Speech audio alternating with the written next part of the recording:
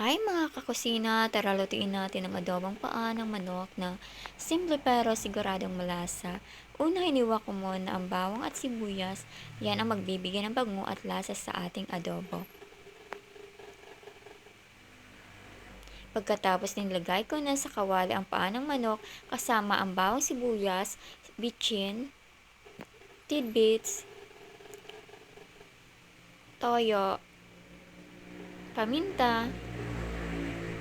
Bale, 2 tidbits ng pineapple ang inilagay ko dyan at pinahuli ko ang kaunting tubig.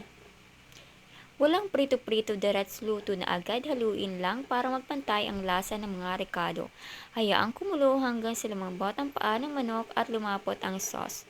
Kapag namamantika na at amoy adobo na, ayan na yan, lutong bahay na ulam ready to serve. Sarap, simple lang pero panalo ang lasa. Don't forget to like and subscribe.